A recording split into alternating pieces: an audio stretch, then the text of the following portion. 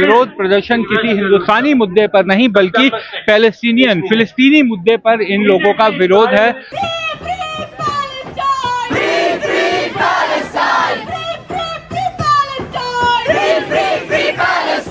तो इस समय फ्री फ्री पैलेस्टीन के ये नारे भी यहाँ पर आप लगते हुए देख रहे होंगे। कोई माने ना माने लेकिन पूरे दुनिया को आज पता है कि इजराइल जिस तरीके से जेनोसाइड कर रहा है, जिस तरीके से छोटे छोटे बच्चों को मारने का काम कर रहा है। आपको कोई देशद्रोही भी कह सकता है झंडा देखकर? देशद्रोही नहीं कहेगा, हम इंसानियत के साथ हैं। ये पूरी सरकारी मुनाफिकखोर है इजराइल, चाहे वो इजराइल की सरकार हो, चाहे वो इटली की सरकार हो, चाहे वो भारत की सरकार। रजब तैयब एक 6 साल की बच्ची जिसे 300 गोलियां मारी गई थी। अब सोचो हमारी खुद की औलाद को अगर कोई जरा सी चोट आए कितना दर्द होता है। हमने अगर गुलामी झेली है, हमने ये सारा अत्याचार झेला है, तो हम ऐसे किसी देश के ऊपर जब आज की डेट पे ऐसा अत्याचार हो रहा है तो हम ऐसे किसी घटना पे हम चुप नहीं रहना चाहिए। हम इंसानियत के लिए कर रहे हैं, हमारा शौक नहीं मजबूरी है, क्योंकि आंदोलन जरूरी है। ये किसी धर्म का किसी जात का मसला नहीं है, ये इंसानियत का मसला है। सर हम लोगों को अपने स्क्रीन में मरता हुआ देख रहे हैं। आई थिंक वो इनफ रीजन होना चाहिए। मेरे को कोई रीजन इन्वेंट करने की जरूरत नहीं पड़नी चाहिए। मेरे को बच्चों का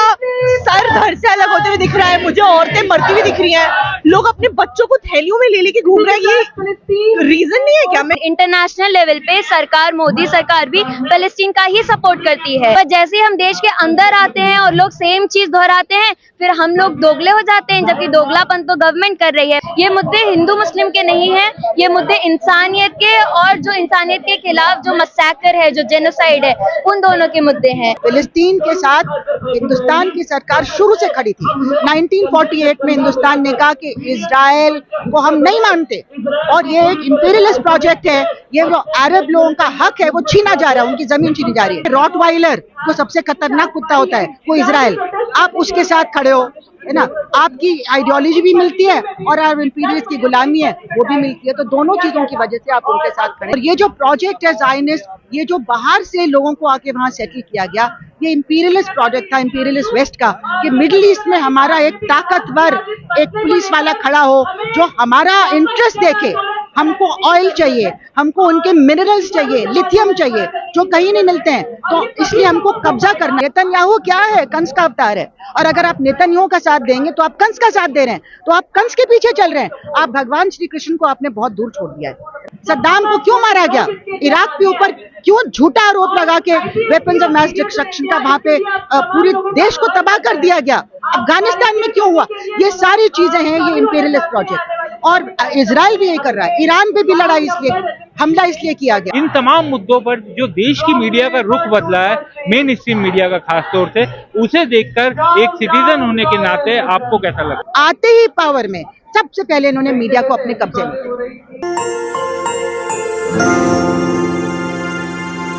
जंतर मंतर पर आज सैकड़ों युवक, युवतियां, बुजुर्ग और तमाम लोग जुटे हुए हैं। ये तमाम लोग विरोध प्रदर्शन कर रहे हैं। विरोध प्रदर्शन किसी हिंदुस्तानी मुद्दे पर नहीं बल्कि फिलिस्तीनी मुद्दे पर इन लोगों का विरोध है, और ये लोग कह रहे हैं कि जिस तरीके का रुख रहा इस सरकार का, उससे खुश नहीं है। यानी वर्तमान सरकार का जिस तरीके से इस फिलिस्तीनी मुद्दे पर रुख रहा है उससे खुश नहीं है।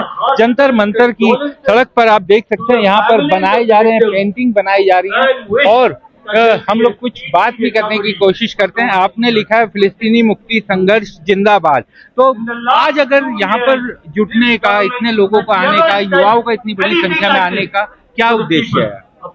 उद्देश्य सिर्फ एक है कि फिलिस्तीन की जो जमीन है उस पे इजराइल ज़ायनवादियों ने जो कब्जा किया है वो खाली होना चाहिए। दूसरा, फिलिस्तीनी जनता का जो मुक्ति संघर्ष है, हम लोग उसके सॉलिडारिटी में आए हैं। तीसरा, फिलिस्तीनी जनता के साथ जो जेनोसाइड हो रहा है, जिस तरीके से आज पूरे, कोई माने ना माने लेकिन पूरे दुनिया को आज पता है कि इजराइल जिस तरीके से जेनोसाइड कर रहा है, जिस तरीके से छोटे छोटे बच्चों को मारने का काम कर रहा है, उसको तो मतलब ऐसी सजा मिलनी चाहिए जिससे कोई समझ भी नहीं सकता, वैसे सजा मिलनी चाहिए। यहाँ से ये भी कहा जा रहा है, क्योंकि फिलिस्तीन के साथ भारत के हमेशा से बहुत ही करीबी संबंध है, भारत का रुख फिलिस्तीन के समर्थन में रहा। ये भी कहा जा रहा है कि वर्तमान सरकार ने उस तरीके से इस मुद्दे के साथ नहीं खड़े हुए, ऐसा क्यों लगता है आपको? क्योंकि सीधा सीधा सरकारों का क्या काम होता है, सरकारों का काम होता है वो अपना हित देखते हैं। आज जो मोदी सरकार है, आज जो केंद्र में बैठी सरकार है, वो सीधे सीधे अडानी अंबानी जो लोग हैं, ये सीधे सीधे अपने पूरे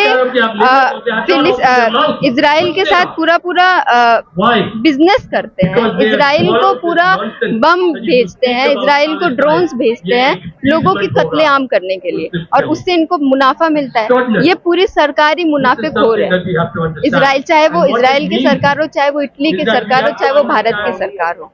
और हम लोग इसका विरोध करते हैं, और यहाँ पे जितने लोग हैं ये सब लोग ये मानते हैं, और दुनिया में बहुत लोग हैं। आपको पता होगा इटली एक देश है, इटली में 9 सिटीज में लाख लोगों से ऊपर आज लोग सड़क पर उतरे हैं। क्यों उतरे हैं? एक सवाल मैं आपसे जरूर जानना चाहूंगा कि अभी पिछले दिनों कुछ समय पहले एक हाईकोर्ट का जजमेंट आया था जिसमें फिलिस्तीन कोर्ट को उठाया गया था, लेकिन कोर्ट ने कहा कि आप अपने देश के मुद्दे देखिए। इस तरह से कोर्ट ने नकार दिया था।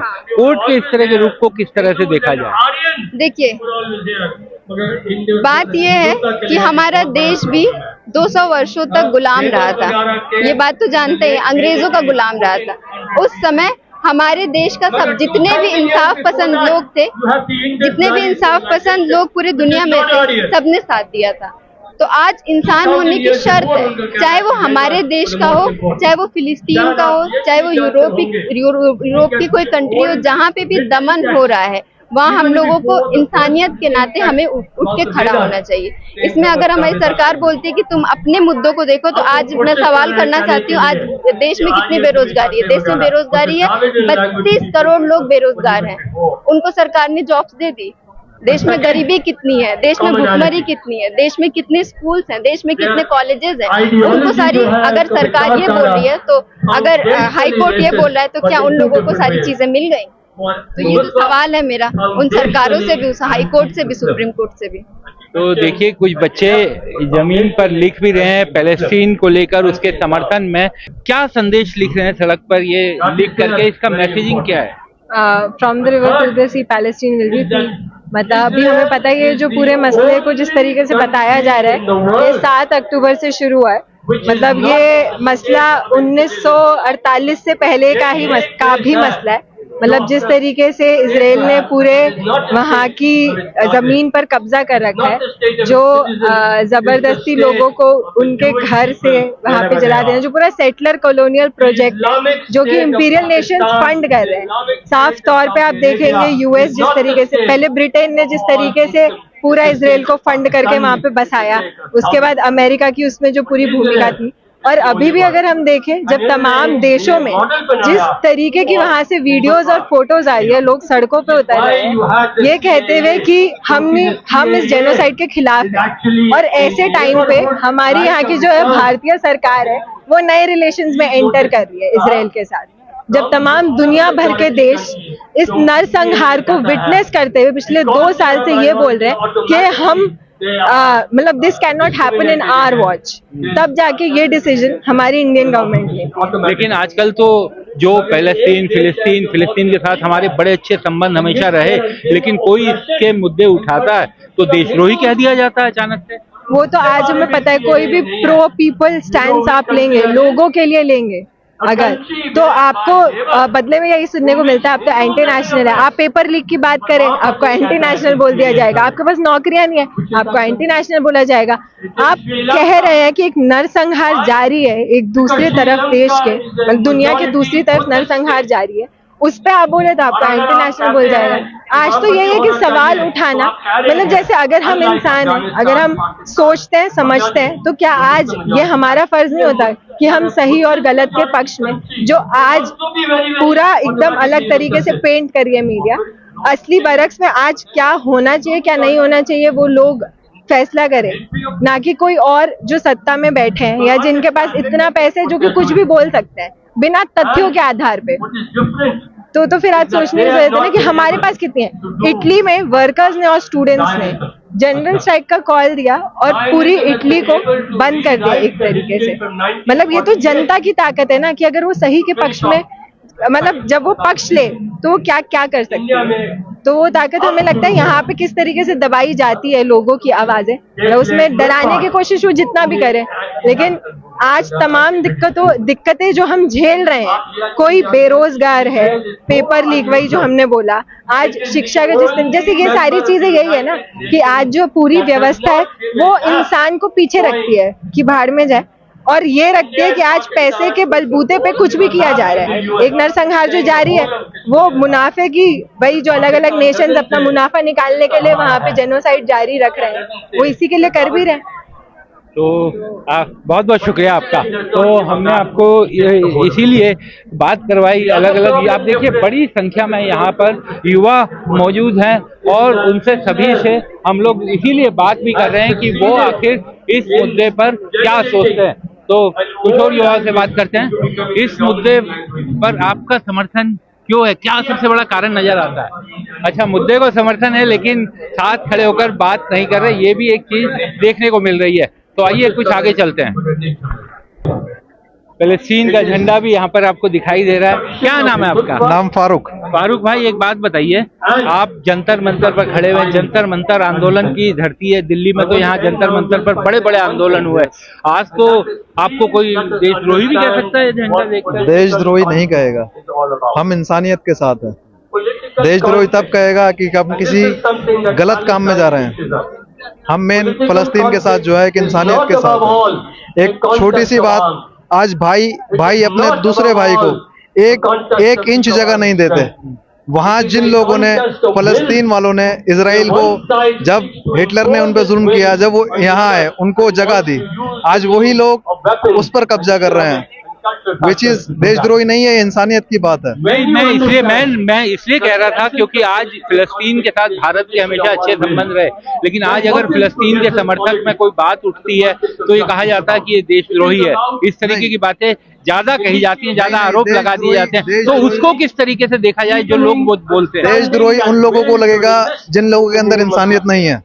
जिन लोगों के अंदर इंसानियत है उन लोगों को कभी ये चीज देशद्रोही नहीं लग सकती।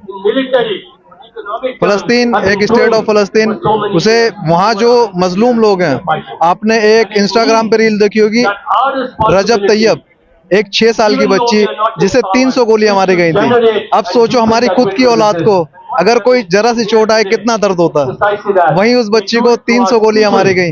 क्या इस धरती पे इंसानियत नहीं बची? आप कहाँ से आए हैं? मैं दिल्ली से। तो पुस्तकें और पाठ्य पुस्तकें भी बिक रही हैं फिलिस्तीन के संबंध में, ये भी बात करने की कोशिश करते हैं। क्या लिटरेचर है यहाँ पर और कैसी बिक्री हो रही है, लोग ले रहे हैं? ये एक अभियान है जो प्रोग्रेसिव साहित्य बेचने का काम करता है, लोगों तक सही साहित्य, सही चीजें लेके जाए, ताकि जो अभी पूरा पैरेलल चीजें खड़ी की जा रही है, चाहे वो बिका हुआ मीडिया हो, चाहे वो ऐसे इतिहास का विकृतीकरण हो, तो उसके पैरेलल आज जरूरत है इस तरह के साहित्य कम दामों में लोगों तक पहुंचे। और ये इस तरह का अभियान, पैरेलल मीडिया की जो आपने बात की, ये आजकल जो मेन स्ट्रीम मीडिया, इसको लेकर गुस्सा क्यों है? आखिर क्या कारण, क्या समझते हैं? क्योंकि ये मेन स्ट्रीम मीडिया जनता के असली सवालों को, जनता के असली मुद्दों को सामने ना रख करके हमेशा इस तरह के भड़काऊ भाषण और इस तरह की भड़काऊ चीजें सामने लाता है, जो कि जनता को बांटने का काम करते, लगातार आपस में बांटने का काम करते। तो जरूरत है ऐसी चीजों को लोगों के बीच लेके जाने का। लेकिन आजकल तो इस तरह के साहित्य को, और जो फिलिस्तीन का आप झंडा लेकर बैठे हुए हैं, आजकल तो बहुत लोग कह देते हैं खुलेआम कि देशद्रोह कर रहे हैं। इसको कैसे देखा जाए? देशद्रोह कहने वाले तो सर्टिफिकेट बांटते फिरते हैं, उनको अपना खुद का इतिहास पहले जानना चाहिए। जिनका आजादी के संग्राम में, स्वतंत्रता संग्राम में कोई भागीदारी नहीं रही है, मुखबिरी करते पकड़े गए हैं, वो हमें सर्टिफिकेट देंगे। तो इस समय फ्री पैलेस्टीन के ये नारे भी यहाँ पर आप लगते हुए देख रहे होंगे। फिलिस्तीन को लेकर नारे भी लग रहे हैं, और हम लोग कुछ और लोगों से भी बात करने की कोशिश करते हैं। तो इस समय फिलिस्तीन, आप लोग इस कॉज को सपोर्ट कर रहे हैं? आप स्टूडेंट हैं? इसलिए आए हैं बस हमारे फ्रेंड्स के साथ सपोर्ट हमें तो सपोर्ट इशू को सपोर्ट है, क्या सबसे बड़ा कारण लगता है? अच्छा, कुछ तो थॉट प्रोसेस होगा आपका। जी, लेकिन बात बोलना है। अच्छा, तो कुछ लोग बोलने से भी झिझकते हैं कि इस मसले पर आप देख सकते हैं कि नारे इस समय पूरे लग रहे हैं, हम तुम्हारे साथ हैं, हम तुम्हारे साथ हैं। अगर ये पूछा जाए कि हम तुम्हारे साथ हैं, ये कहने के पीछे मकसद यानी क्या कारण, क्या सबसे बड़ा कारण क्या लगता है आपको? मतलब देखिए, हम तो ये कहते हैं कि भारत में भी 200 साल गुलामी तो झेली है। सबको पता है कि यहाँ भी भूख से बंगाल में लोगों को मारा गया था, यहाँ भी लोगों पे गोलियां चलाई थी जलियांवाला बाग में, यहाँ भी भगत सिंह जैसे क्रांतिकारियों को फांसी पे चढ़ाया गया था। तो हम यही कह रहे हैं कि हमने अगर गुलामी झेली है, हमने ये सारा अत्याचार झेला है, तो हम ऐसे किसी देश के ऊपर जब आज की डेट पे ऐसा अत्याचार हो रहा है, तो हम ऐसे किसी घटना पे हम चुप नहीं रहना चाहिए। बिल्कुल इंसान होने के नाते ये हमारा फर्ज बनता है, हमारा कर्तव्य बनता है। तो हम यही कहते हैं। आपका क्या नाम है? मेरा नाम रिहान है। रिहान भाई, ये बताइए कि आजकल तो आप जिस तरीके से ये पैम्फलेट बांट रहे हैं, what should be the stance of Indian people on the Palestinian issue, इस सब को, इस सब लिटरेचर को, फलस्तीन के झंडे को, अभी तक तो फलस्तीन कुछ साल पहले तक एकदम भारत का बहुत करीबी दोस्त था, अच्छे संबंध थे, लेकिन अब इसे देशद्रोह की तरह देखा जाता है, ये कहा जाता है कि देशद्रोही काम किया जा रहा है। तो इसको किस तरह से देखा जाए? देखिए, ये तो मतलब इंडिया जब आज़ाद हुआ था उसके 1 साल बाद ही यूएन में हमने मतलब कि फिलिस्तीन जो भी क्या कहते हैं नकबा जब हुआ था, जब वहाँ पे हमने फिलिस्तीन के साथ ही हमारा स्टैंड हमेशा रहा है। हम लेकिन अभी 2014 के बाद से मोदी और उनके जो भी मतलब आरएसएस की जो प्रोपेगेंडा मशीनरी चलती है, तो उनके लिए काफी कन्वीनियंट हो गया है इस मामले में लोगों को पोलराइज करना। वहाँ पे एक मतलब जनता है, एक आवाम है जो मुस्लिम मेजॉरिटी है। वहाँ पे ज्यादातर लोग मुस्लिम है, इवन तो सब मुस्लिम नहीं है, अलग अलग धर्मों के भी है, लेकिन मुस्लिम मेजॉरिटी के हैं। और उनके लिए ये काफी आसान हो जाता है उनको एक आतंकवादी कौम की तरह, एक आतंकवादी देश की तरह पेंट कर देने का। और उसकी मदद से इंडिया में अपना जो एक फैसिस्ट प्रोपेगेंडा मशीन चलती है, जिसके तहत वो एक नकली दुश्मन पैदा करते हैं कि हिंदुओं को बताते हैं कि तुम्हारे दुश्मन मुसलमान है, ब्राह्मणों को बताएंगे तुम्हारे दुश्मन दलित हैं, क्रिश्चियन है, कोई है, ताकि असली मुद्दों से भटकाया जा सके। असली मुद्दे क्या है? महंगाई है, बेरोजगारी है। आज देश में 32 करोड़ से ज्यादा लोग बेरोजगार घूम रहे हैं, चप्पल फटकार रहे हैं देश में। इन मुद्दों पे किसी का ध्यान ना जाए, उनको बताया जाए कि मुसलमान आपके दुश्मन है, दलित क्रिश्चियन आपके दुश्मन है। तो मेरे को तो यही लगता है कि और हमारे संगठन के लोगों की यही समझ है कि इन्हीं मुद्दों से भटकाने के लिए आज का जो फांसीवादी मोदी सरकार है वो इस तरह की बातें करता है। शुक्रिया। आप वकील हैं? जी, मैं लॉ पास आउट हूँ 23 में और परसों LLM और जुडिशरी प्रिपरेशन करता हूँ। तो आप फिलिस्तीन के समर्थन में खड़े हैं, लेकिन आजकल ये कहा जाता है कि फिलिस्तीन और इस तरह के मुद्दे जब उठाए जाते हैं तो कहा जाता है कि ये तो देशद्रोह है। तो क्या वकील होकर के आपको डर नहीं लगता कि इस तरह की बातें जो कही जाती हैं कोई इसमें फंसा देगा? देखिए, मैं वकील हूँ, वकालत की है मैंने, और मैं बहुत अच्छे से जानता हूँ कि देशद्रोही क्या है। एंटी नेशनल का मतलब होता है कि हम देश के लिए कुछ गलत कर रहे हैं, हम इंसानियत के लिए कर रहे हैं। हमारा शौक नहीं, मजबूरी है, क्योंकि आंदोलन जरूरी है। इंसानियत का कत्लेआम हो रहा है यहाँ पे, छोटे छोटे बच्चों को इतनी बुरी तरह बर्बरता हो रही है, इतने बड़े समय से लोग मारे जा रहे हैं, काटे जा रहे हैं, और सारा दुनिया के लोग बड़े बड़े हुक्मरान चुप्पी साधे हुए हैं। वो समझते हैं कि हम इस तरह के मुद्दों को दबा देंगे, लेकिन दुनिया में बहुत सारे लोग जिंदा हैं और वो समझते हैं कि ये इंसान से कत्लेआम हो रहा है। आज उनका नंबर है, कल हमारा नंबर है, कल इसका नंबर है। ये किसी धर्म का, किसी जात का मसला नहीं है, ये इंसानियत का मसला है। ऐसा ही मुद्दा सोनम वांगचुक अपने उठा रहे थे, अचानक से वो भी देशद्रोही हुए, उनको भी देशद्रोह में NSA में अंदर किया गया। देखिए, NSA हुआ या UAPA हुआ, ये चीजें मायने नहीं रखती हैं कि क्यों लगाई जा रही है, किस पे लगाई जा रही है। मायने रखती है ये किस लिए लगाई जा रही है। कोई इंसान अपनी अगर हक की आवाज उठाता है तो उस आवाज को उठाने के लिए ये चीजें लगाई जाती हैं, इम्पोज की जाती हैं, थोपी जाती हैं चीजें कि हमारे शहीद आजम भगत सिंह ने इस चीज को नहीं कहा था, इस चीज को नहीं किया था, फांसी बंदे को नहीं चूमा था। राजगुरु हुए, सुखदेव हुए, या बहुत सारे ऐसे हमारे देश के नौजवान हुए, हमारे देश के फ्रीडम फाइटर्स हुए, जो उन्होंने इस तरीके से आवाज उठाई है, उनको जेलें भी हुई हैं और उनको फांसी के फंदे तक पहुंचाया गया है। ये डजंट मैटर, ये कुछ नहीं है, ये डिवाइड एंड रूल्स की पॉलिसी है और कुछ नहीं है। लेकिन अभी कुछ दिन पहले एक हाईकोर्ट ने भी आदेश दिया था, जब फिलिस्तीन का मुद्दा उठाया गया था, उन्होंने कहा कि आप अपने देश के मुद्दों की तरफ तो देखिए, ये मुद्दा आप उठा रहे हैं। ये देखिए, ये देश का मुद्दा नहीं है, लेकिन ये इंटरनेशनल लॉ में फॉल करता है। इंटरनेशनल लॉ का ये जो एक्ट है, इसको वायलेट कर रहा है, क्योंकि इंटरनेशनल लॉ में ही बहुत सारी चीजें होती हैं कि हम इंसानियत के साथ खड़े हों, इंसानियत की बात करें, इंसानियत के लिए बोलें, क्योंकि यूएन यूनाइटेड नेशन भी है, वहाँ पे भी सारे देशों की बात की जाती है, सारे देशों की बात रखी जाती है।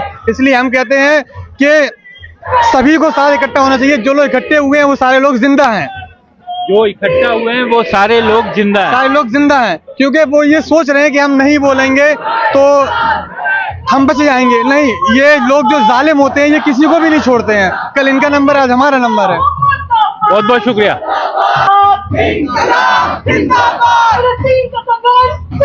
इस मुद्दे पर अगर ये पूछा जाए कि आपके समर्थन करने का सबसे बड़ा कारण क्या है, तो आपको क्या लगता है? सर, हम लोगों को अपने स्क्रीन में मरता हुआ देख रहे हैं। आई थिंक वो इनफ रीजन होना चाहिए। मेरे को कोई रीजन इन्वेंट करने की जरूरत नहीं पड़नी चाहिए।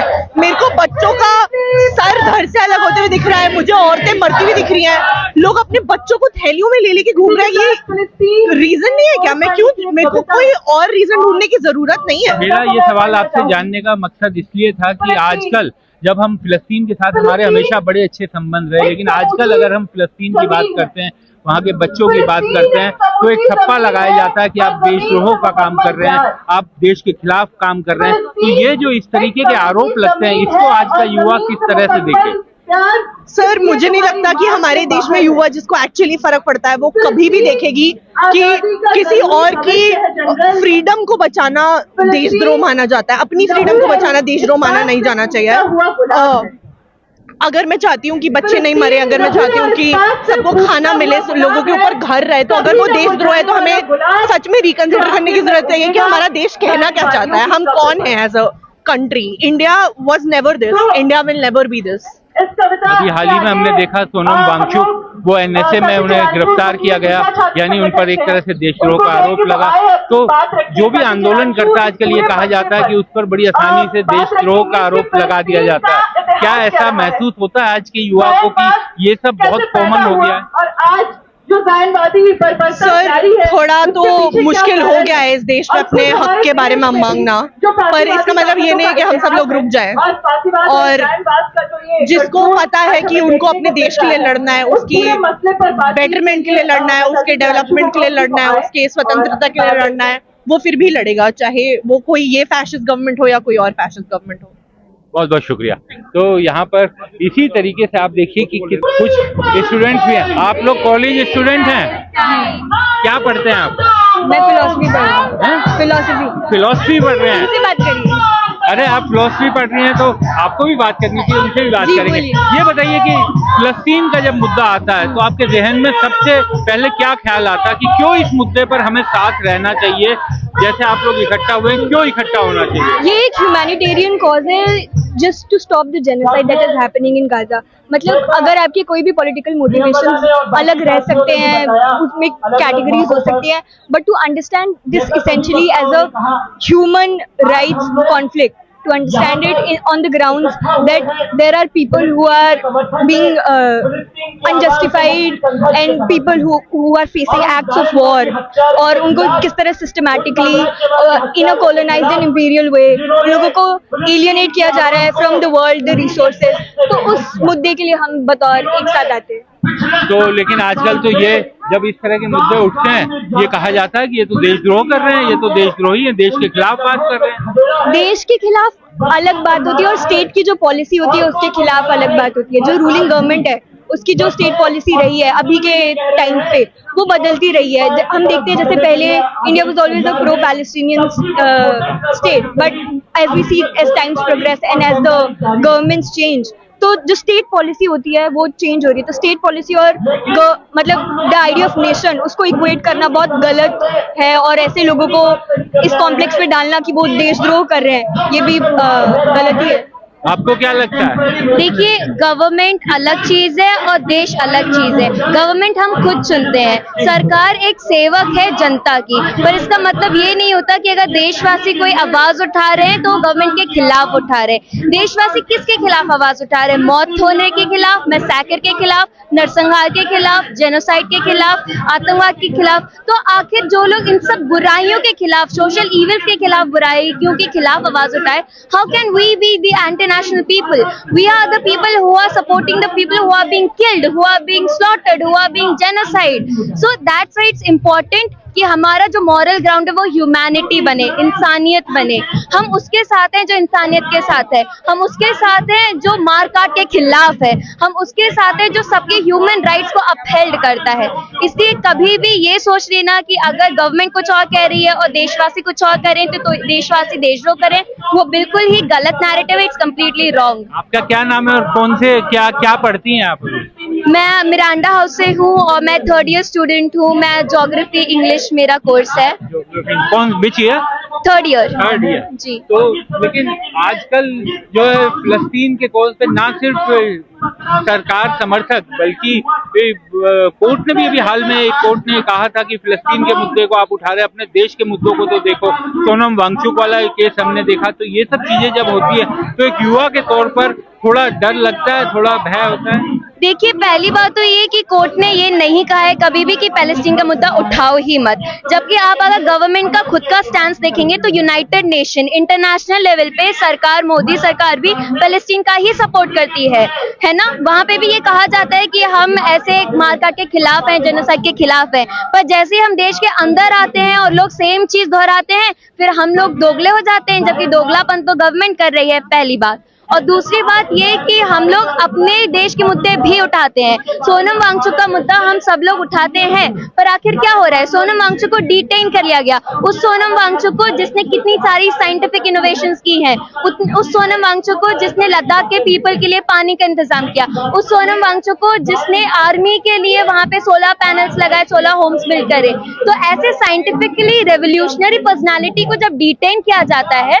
तो हम उसके खिलाफ भी आवाज उठाते हैं, और हम हर अन्याय के खिलाफ, हर इनजस्टिस के खिलाफ आवाज उठाते हैं और उठाते रहेंगे। आपको क्या लगता है? आपने एक बात बोली कि सरकार का स्टैंड चेंज होता रहा। आपको लगता है कि इस मुद्दे पर या इस तरह के मुद्दे पर सरकार के स्टैंड के कारण भी कुछ आप लोगों को या देश के लोगों को कंफ्यूजन हुआ? देखिए, सरकार का स्टैंड कोई भी हो, क्योंकि सरकार ज्यादातर अपने निजी व्यक्तित्व और अपने निजी इंटरेस्ट को देखती है, पर हम क्या देख सकते हैं? हमें ये जरूरी है कि as a person, as an individual, एक इंसान होने के नाते क्या मैं इंसानियत के साथ खड़ी हूँ कि नहीं, और वही सबसे ज्यादा मायने रखता है। और जो इस तरह के मुद्दे को भी हिंदू मुसलमान कर दिया जाता है, इसको किस तरह से देखा जाए?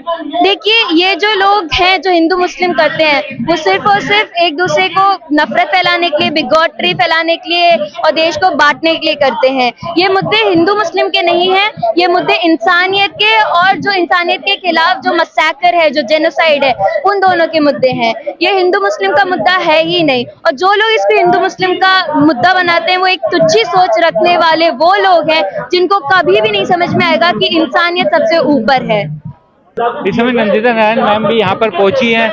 मैम, आजकल तो इस तरह के प्रदर्शन में जाना ये बड़ा खतरा हो गया, देशद्रोह का आरोप भी लग सकता है, तो कैसे इन सबको देखा जाए? ऐसा है कि अगर हम इन जो फांसीवादी ताकतें हैं जो डिसेंट को हमेशा खत्म करना चाहती हैं, अगर हम उनसे डर गए तो हम उनको और ताकतवर बना देते हैं। तो ये जो डर का माहौल पैदा करने की कोशिश है, उसका सामना करने का एक ही तरीका है, यह है कि उसका सामना करो।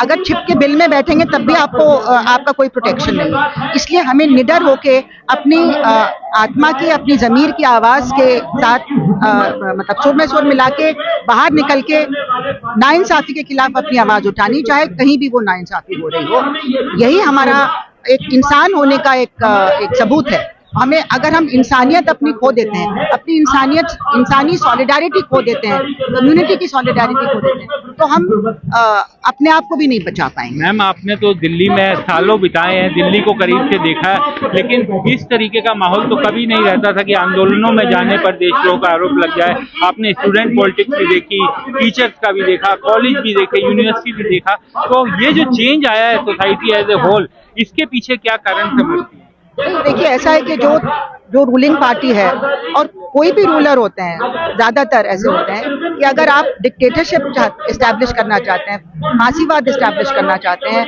और अगर आप लोगों के लिए वेलफेयर के लिए काम नहीं करना चाहते, आप मुट्ठी भर अपने जो क्रोनीज हैं उनके लिए काम करना चाहते हैं कि वो उनकी दौलत दुनिया में सबसे ज्यादा हो जाए और आम जनता की हालत खराब हो जाए, तो फिर आप ये सारी चीजें करेंगे। प्रोटेस्ट, डिसेंट, ये जो डेमोक्रेसी का एसेंशियल फीचर है, इनको खत्म करना जरूरी है। हिटलर ने भी यही किया था, पूरा प्रोटेस्ट डेमोक्रेसी, यूनिवर्सिटीज में के ऊपर में जो लिखने पढ़ने की आजादी और बोलने की आजादी थी वो पूरी खत्म की थी। और फिर आपने एक कम्युनिटी को डिमोनाइज कर दिया, लोगों में एक कि वो हमारा दुश्मन है, ये फीलिंग पैदा करके आपने राज किया था उनके ऊपर। और यहाँ पे हमारे हिंदुस्तान में देखिए, पहले आम जनता जाती थी बोट क्लब के सामने, इंडिया गेट पे हमारे सारे प्रोटेस्ट होते थे, मंडी हाउस से लेके यहाँ तक कुछ सालों पहले तक हम लोग रैली करते थे। अब तो टीचर्स भी अगर 5 सितंबर टीचर्स डे पे रैली निकालने की कोशिश करते हैं, पीसफुल रैली, एक सॉलिडारिटी रैली, तो आपको रोक दिया जाता है, लाठीचार्ज होता है, आपको दूर दूर जाके कापासेड़ा वगैरह पुलिस स्टेशन में फेंक दिया जाता है। और जो इसके विपरीत ये कानून जो है ये सबके लिए नहीं है। कुछ खास लोग जो इनकी पार्टी से जुड़े हुए हैं वो जहाँ चाहे जुलूस निकालें, जितना खराब स्लोगन चाहे दें, गोली मारो का स्लोगन दें, उनको कोई रोक नहीं है। वो रैली निकालते हैं, मंडी हाउस से यहाँ तक शक्ति नारी रैली, बांग्लादेश के हिंदूज के बारे में रैली निकालते हैं। तो आप एकदम एक डिस्क्रिमिनेशन जो कर रहे हैं कि कुछ लोगों को तो पूरी आजादी, कुछ भी कहें, मार काट के लिए भी कहें, हेट स्पीच दें, पूरी छूट है। और जो इंसाफ पसंद लोग हैं जो पीसफुली प्रोटेस्ट कर रहे हैं, क्या प्यार मोहब्बत की बात करते हैं, उनको 5-5 साल जेल में डाल देते हैं उमर खालिद की तरह।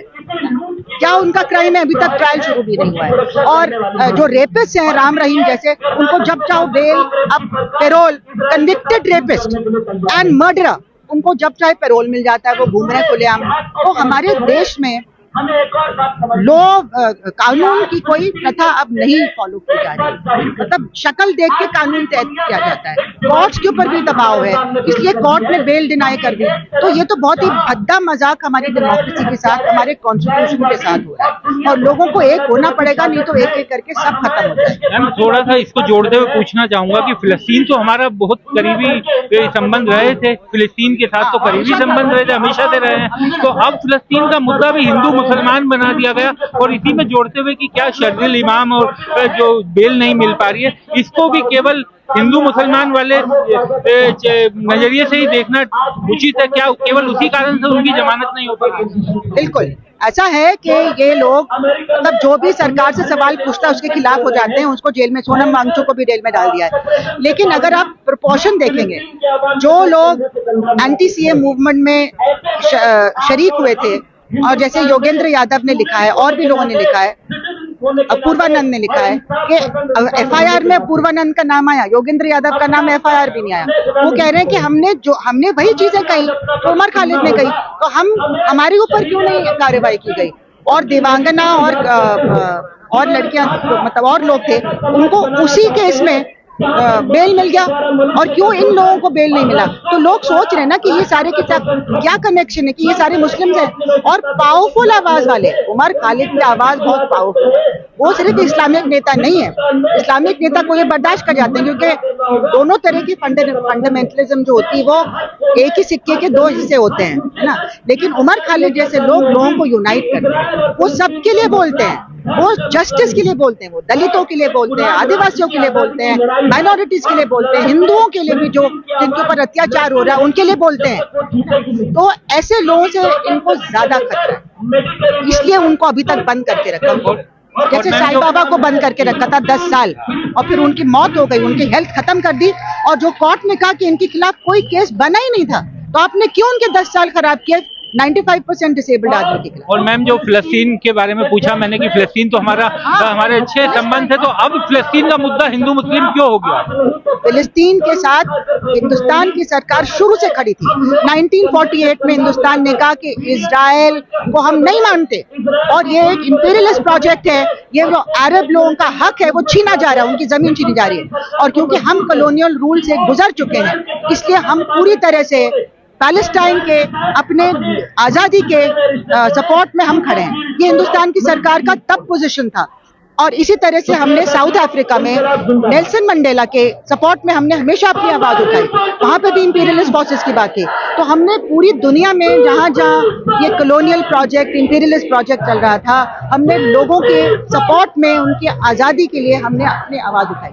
पैलेस्टाइन का प्रॉब्लम हिंदू मुसलमान या मुसलमान गैर मुसलमान प्रॉब्लम नहीं है। पैलेस्टाइन में मुसलमान, जूस, ईसाई सब साथ रहते थे, तो वहां पे नेशनैलिटी का मामला है। और ये जो प्रोजेक्ट है ज़ायनिस्ट, ये जो बाहर से लोगों को आके वहां सेटल किया गया, ये इंपीरियलिस्ट प्रोजेक्ट था, इंपीरियलिस्ट वेस्ट का, कि मिडिल ईस्ट में हमारा एक ताकतवर एक पुलिस वाला खड़ा हो जो हमारा इंटरेस्ट देखे।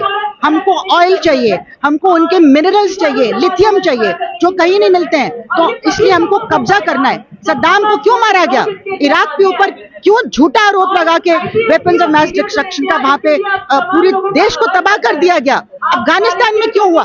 ये सारी चीजें हैं, ये इंपीरियलिस्ट प्रोजेक्ट। और इजराइल भी ये कर रहा है, ईरान पे भी लड़ाई इसलिए, हमला इसलिए किया गया। तो ये लड़ाई है इंपीरियलिस्ट ताकतों की और दुनिया के इंसाफ पसंद लोगों।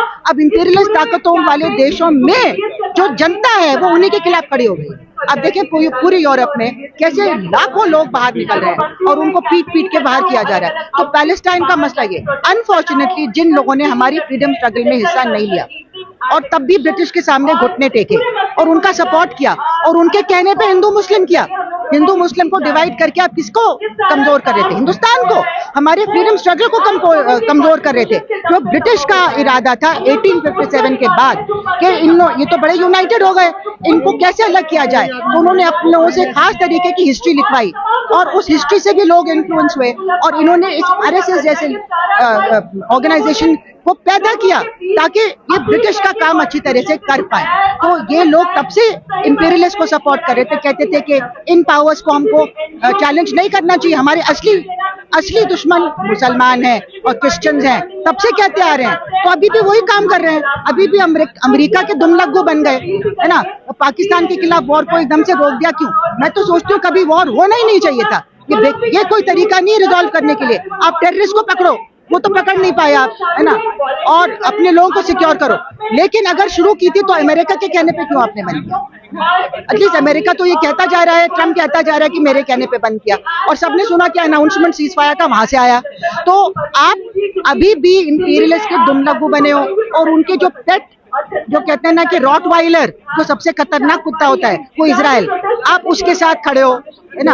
आपकी आइडियोलॉजी भी मिलती है और आप इंपीरियलिस्ट की गुलामी है वो भी मिलती है, तो दोनों चीजों की वजह से आप उनके साथ खड़े हैं। आप चाहते हैं कि जैसे इजराइल ने एथनिक क्लेंजिंग कर दी अपने यहाँ, है ना, और अपार्थाइड कर दी, आप चाहते हैं हिंदुस्तान में भी आप वही करें मुसलमानों के और क्रिश्चियंस के साथ। ये हम कभी होने नहीं देंगे। हिंदुस्तान की जनता ये होने नहीं देगी। हिंदुस्तान की जनता आपको वोट नहीं दे रही है, इसलिए आप वोट चुरा के गद्दी में बैठे हुए हो, है ना। तो ये सब चीजों के लिए लोगों को, जनता को एक होना है और एक होके अपने हकों के लिए लड़ना है। और ये सब हिंदू मुस्लिम वाला मसला नहीं है। और हमको सबको cutting across community lines, we have to fight for our common issues. अपनी शिक्षा, अपनी बेरोजगारी, अपनी महंगाई के खिलाफ, अपनी इकोलॉजी को प्रोटेक्ट करने के लिए, क्लाइमेट को प्रोटेक्ट करने के लिए, इन सब चीजों के लिए हमें एक अंतिम सवाल पूछूंगा कि आप लोग जब कॉलेजेस में और यूनिवर्सिटी में सक्रिय थी, तब देश की जो मीडिया थी वो इन सब मुद्दों को बड़ी प्रमुखता से उठाती थी।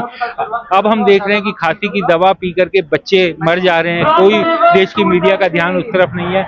इन तमाम मुद्दों पर जो देश की मीडिया का रुख बदला है, मेन स्ट्रीम मीडिया का खास तौर से, उसे देखकर एक सिटीजन होने के नाते आपको कैसा लगता है? देखिए, ये अपने आप नहीं हुआ, ये किया गया है।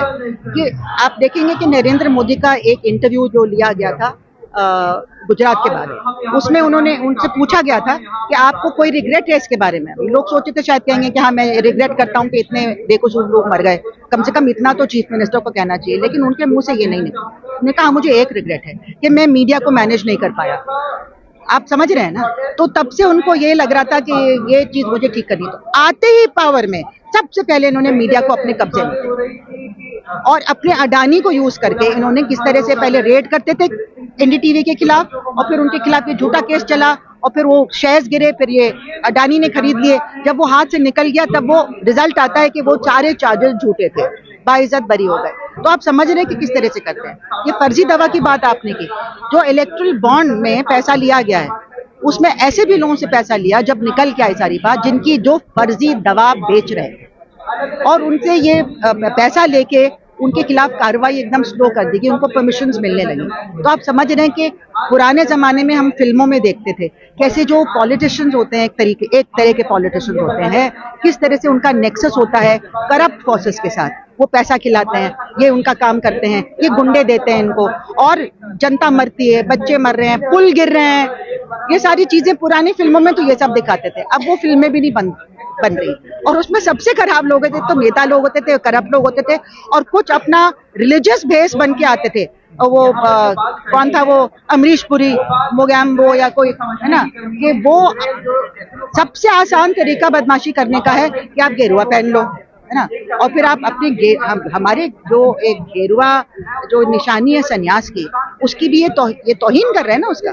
अभी एक गेरुआ पकड़े गए हैं प्रोफेसर, अभी तो यहाँ पे शायद उन्होंने पैसा कम खिलाया होगा, लेकिन हम तो बड़े अब स्केप्टिकल हो गए कि किसी को कभी पकड़ा ही नहीं जाएगा। हो सकता है उन्होंने किसी इंपॉर्टेंट पर्सन को नाराज कर दिया हो, लेकिन अच्छी बात है कि पकड़े गए। तो इनको अपना काम करना चाहिए। पुलिस को एक प्राइवेट आर्मी की तरह बिहेव नहीं करना है कि वो उन्हीं की प्राइवेट आर्मी है बदमाशों की टोली की।